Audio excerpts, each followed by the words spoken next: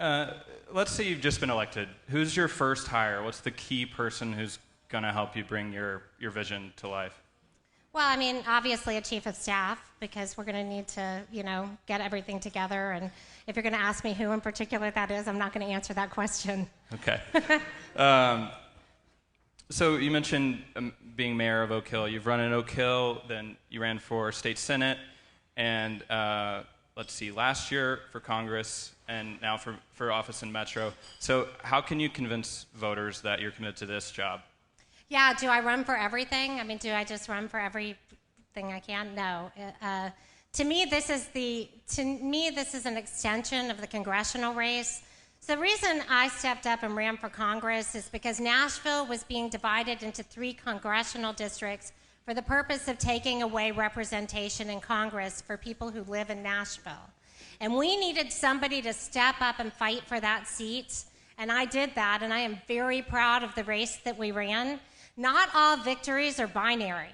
And so we ran a race that kept that seat relevant. We did better than expectations, and I'm very proud of that race. For me, this race is just an extension of that, because this is about defending Nashville as well. We're in the midst of a very hostile dynamic with our state legislature, and we need somebody who not only understands those dynamics, but who has the relationships to navigate those dynamics going forward, because it's not over yet, and we need, it's all about relationships, just like everything else. So the current administration has focused on closing encampments and rapid rehousing for the people living there. Do you think that approach is working? What would be your focus in addressing homelessness? So I think the current administration is doing a good job with that. We need to do more. Homelessness, unhousedness is a symptom of a greater problem. A lot of people are getting priced out of Nashville.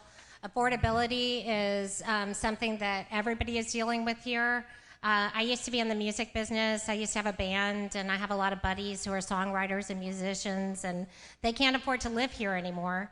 Many people are just one paycheck away from finding themselves in a situation that compounds that way, and we need to make sure that we're doing everything that we can to triage that situation.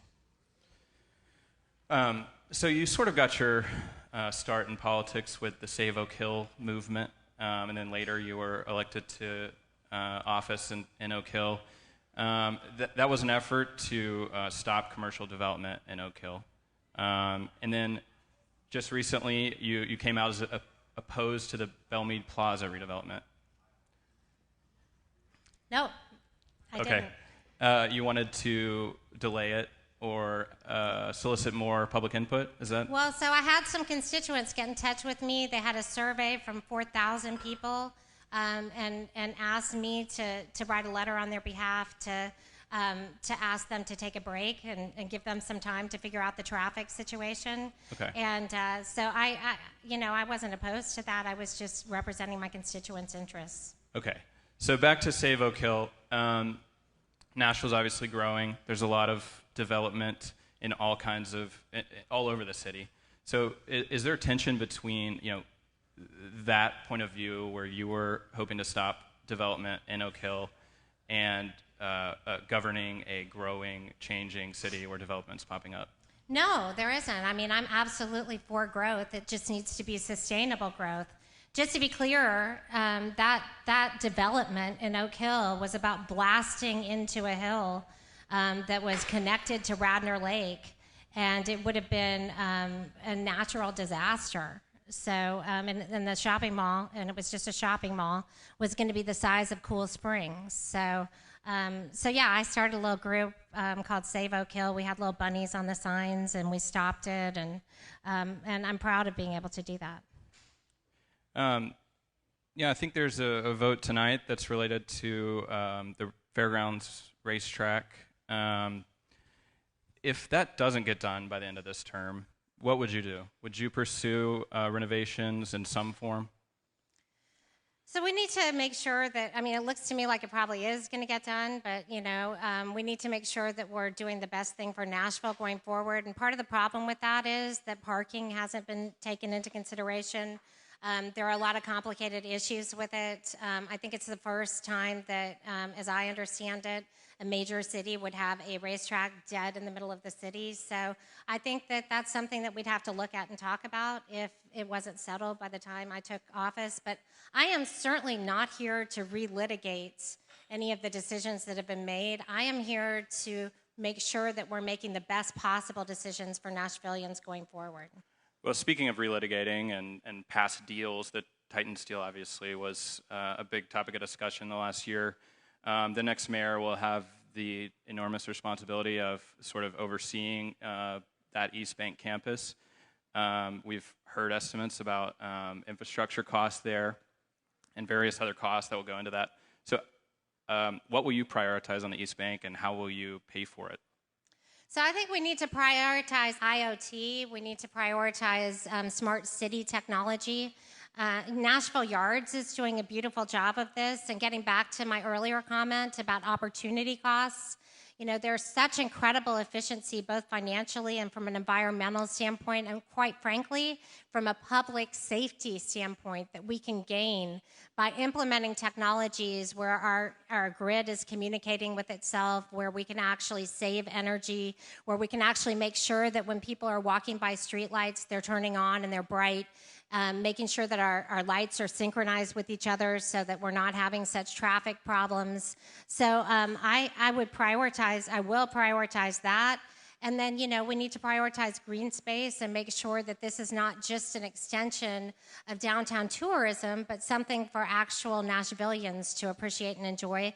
And that includes a component of affordable housing. What should the role of the Metro Legal Department be? Well, the Metro Legal Department is responsible for making sure that that we're protecting Nashville from a legal standpoint, and it's a very complicated and broad role.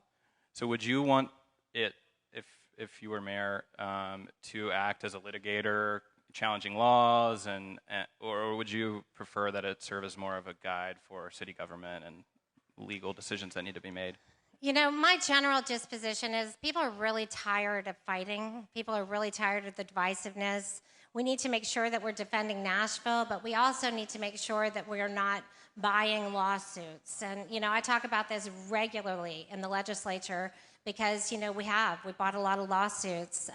So, what I would like to do, and I think, quite frankly, a mom and a woman is the perfect person to do this, is calm the conversation down and get people to get to work solving problems. Thank you. And you have about 30 seconds or so left. Is there anything that you want voters to know about your candidacy? So I just released, first of all, thank you so much for having me. I just released a policy book on my website.